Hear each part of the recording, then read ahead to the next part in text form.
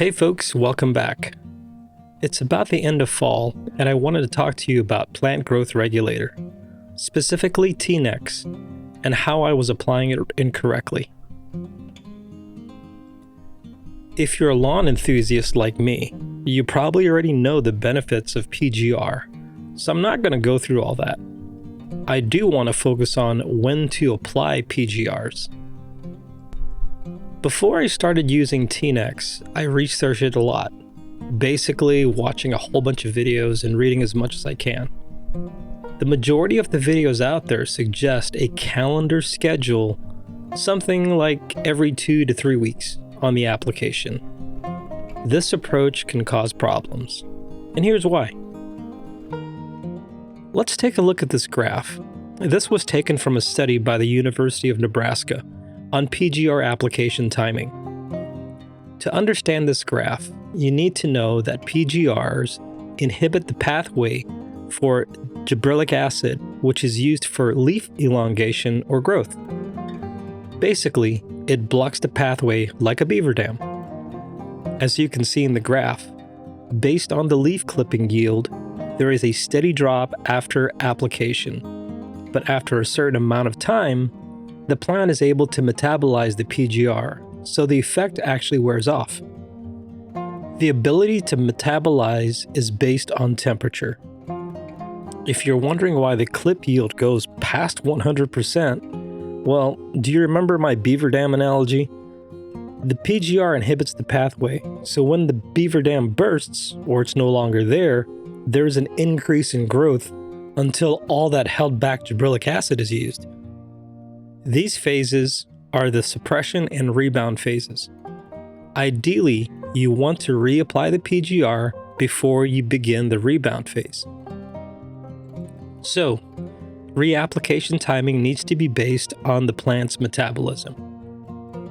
My PGR application was based on calendar days and not on temperature. So you kind of see where I'm going with this. Since temperatures fluctuate, I'm pretty sure I've either overapplied or underapplied PGR in the past, which caused browning beyond the normal tips.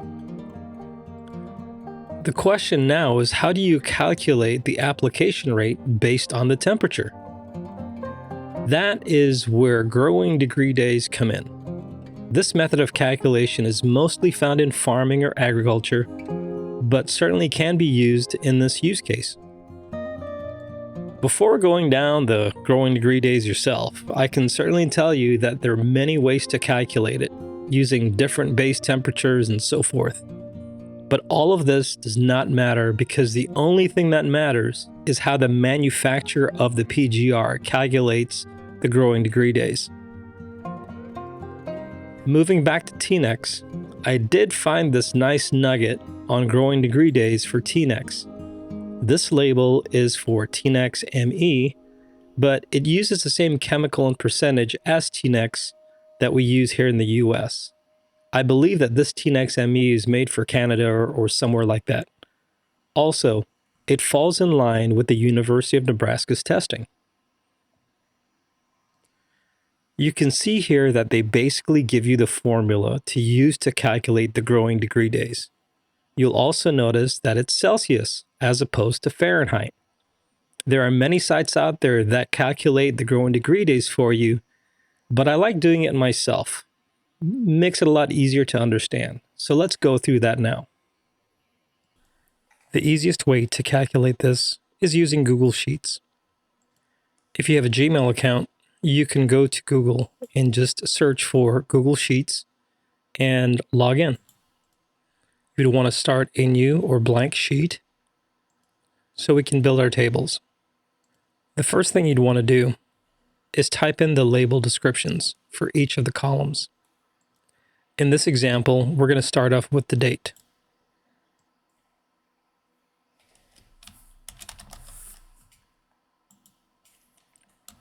Then the maximum temperature in Fahrenheit, followed by the minimum temperature in Fahrenheit. We're also going to be adding 2 columns, one for maximum temperature in Celsius and also minimum temperature in Celsius. We'll also have a column for growing degree days and also the last column, the accumulated growing degree days. So the next step is to actually gather all of the temperature data in Fahrenheit. There are many ways to do this, but the easiest for me is just going to weather.com.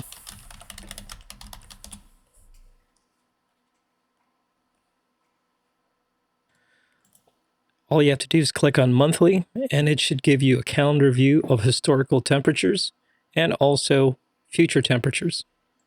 Needless to say, you would take the future temperatures with a grain of salt. Now, looking at the historical temperatures within my region or area, you can definitely tell that there's major swings in temperature around this time of year, which makes it really important to have that stable growth or stabilizing the growth with some type of PGR. We're going to use this information to fill out our tables. So for this initial row, let's just say that we applied our PGR on November 3rd. And the temperature for that day was 63 degrees Fahrenheit and 53 degrees Fahrenheit on the minimum. To convert these temps to Celsius, we're going to use the following formula. You take the temperature in Fahrenheit minus 32, divide it by 1.8. To enter this formula into the spreadsheet, you're going to first start off with an equal sign, select the max Fahrenheit, type in minus 32, close parentheses, and divide all of that by 1.8. Once you hit enter, it'll give you a value. Google Sheets makes it really easy to copy that formula over. All we have to do now is just copy over the formula. Just hover over the dot, left, click and hold, and drag it to the right. To calculate the growing degree days, we're going to be using the following formula. Again, start off with the equal sign, followed by 2 open parentheses, clicking on the max Celsius temperature, plus the minimum Celsius temperature, closing the parentheses, and dividing it by 2. Then we're going to close the parentheses again and minus 0 degrees Celsius as the base temperature. I'm not too fond of these long decimal places, so I'm going to clean that up a little bit.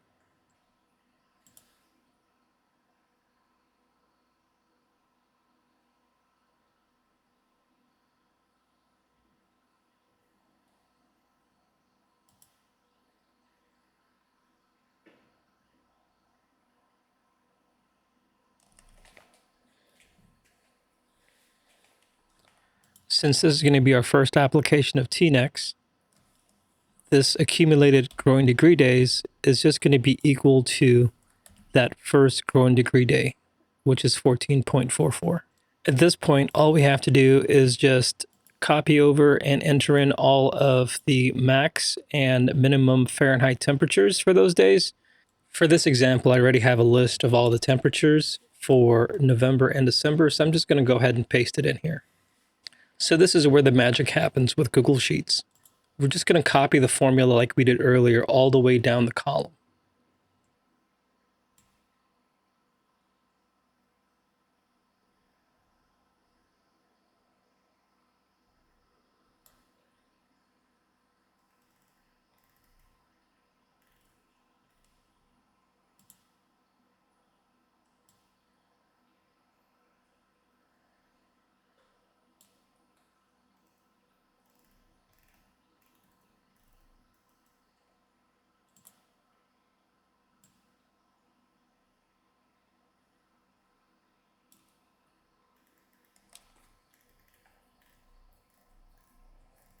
Now, the last thing we need to do is to create a formula for the accumulated growing degree days, which is going to be adding the previous day to the new days.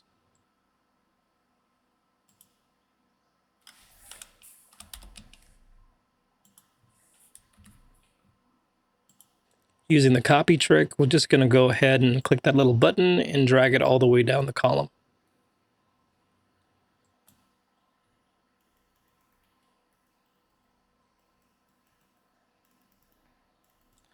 And there you have it. It takes a little bit of time for setup, but once you have it, you can use it to track your growing degree days, also tracking the days you mowed or applied any type of product.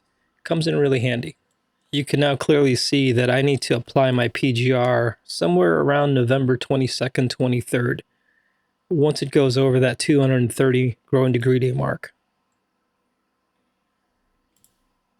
Now, after I apply the PGR on that day, what I'll do with the calculator is to just go ahead and make that equal to the growing degree days that was calculated for that day after I applied my PGR. So the counter starts back over again.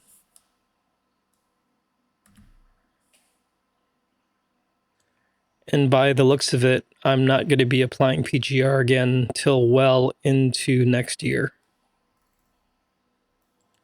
Well, folks, I hope this was helpful for you. Again, I'm not an expert at this, so if I missed anything or said anything incorrectly, please go ahead and post down in the comments. If you like this video, please smash that like button. And if you enjoy content like this, please consider subscribing. Thanks again for watching, and keep on cutting.